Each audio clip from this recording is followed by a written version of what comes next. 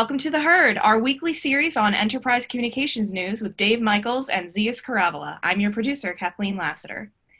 So it looks like video dominated the news this week. Zeus, I saw your post on the new CEO of Poly. Do you expect big changes to come from that?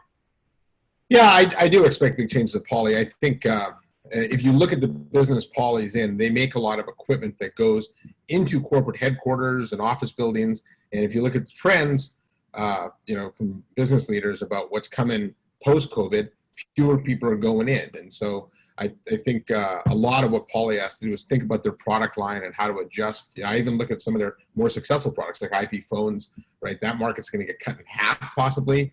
They've had a lot of success with headsets. They can probably do a better job of putting together some prosumer offerings to enable the at-home worker. But I think really his biggest task outside hiring a CMO is figuring out what stays and what goes with that product line and how to reorient it to be more in line with post-pandemic trends. You know, there's been a lot of talk about him coming from outside the industry. You raised that on your post as well. My take is there is no industry anymore. Communications industry is really just another SaaS application. And he's got experience with subscriptions. He's got recurring revenue under his belt. So I think he seems, qualified in that sense. I'm a little worried about his Harvard education.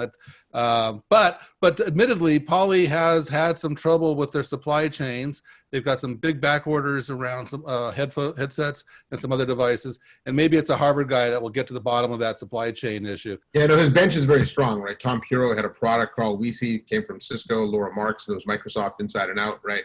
So they've got a lot of good people there. I think as long as you have a good team in place, you can have a lot of success, and he has a good team in place. So then let's move on. Dave, what's all this news about the Facebook portal? Facebook portal came out of nowhere. I wrote about it when it was introduced as a Facebook consumer device. Workplace by Facebook started supporting it, and they saw it more or less as, if you have a portal on Facebook, you may as well use it on Workplace. They didn't seem to put a lot of emphasis around it. But all of a sudden this week, we've got WebEx, BlueJeans, GoTo, and Zoom all supporting this, and it's basically an Android device built for the desktop, and you could use it as a video personal device, which I think is incredible timing. For this pandemic, everyone's trying to figure out how to work at home, and I view this pretty much as the next generation telephone. In a video first world, a telephone doesn't need a handset, doesn't need a curly cord.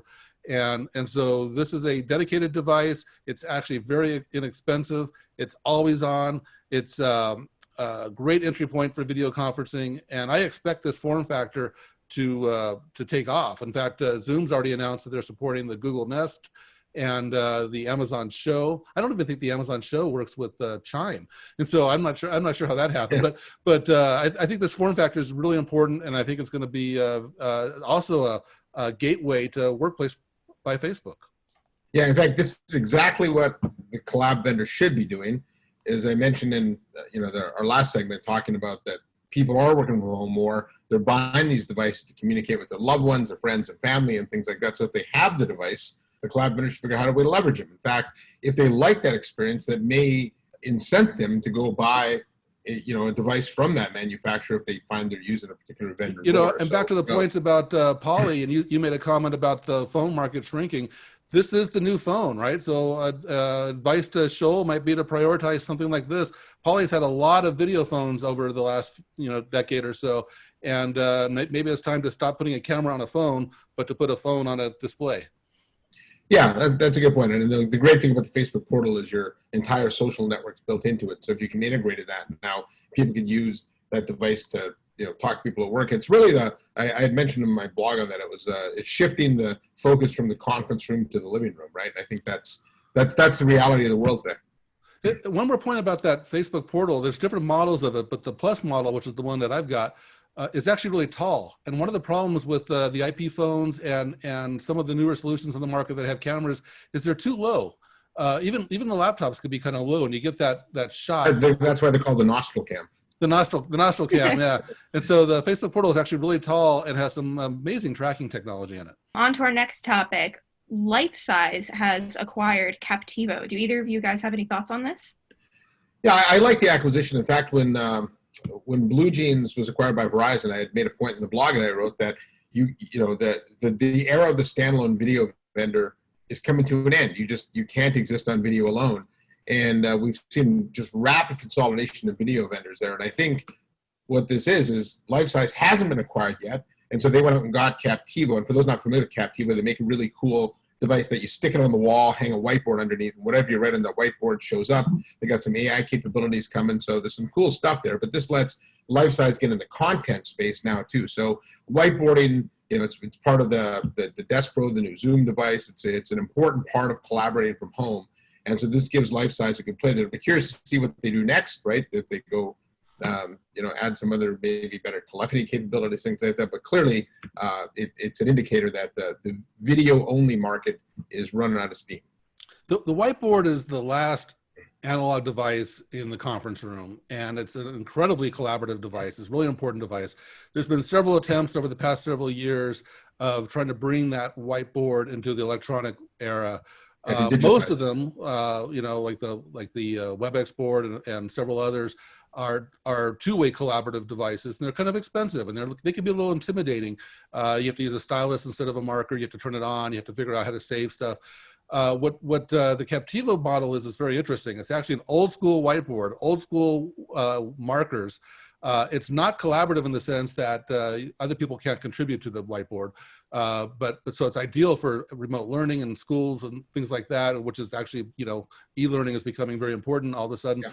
So I think it's also very inexpensive. And so that digital whiteboard sector is really important, but it's been slow to take off.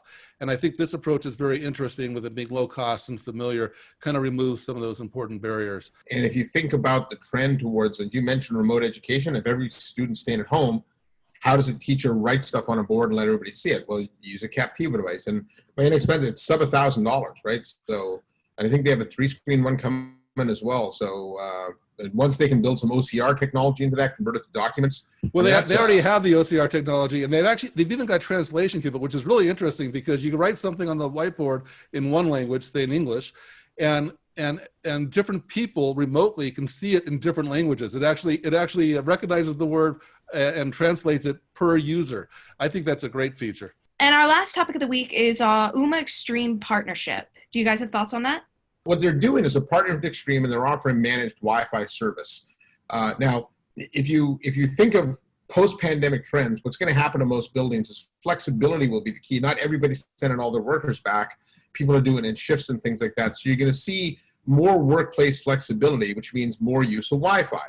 Now, Wi-Fi is inherently difficult for small businesses to deploy because they don't have the army of certified engineers going around doing all their all the testing and site surveys and things like that you need to have to make it work. So this brings in a turnkey Wi-Fi solution that's deployed with UC, and UC is one of the hardest applications, voice and video, to run over Wi-Fi.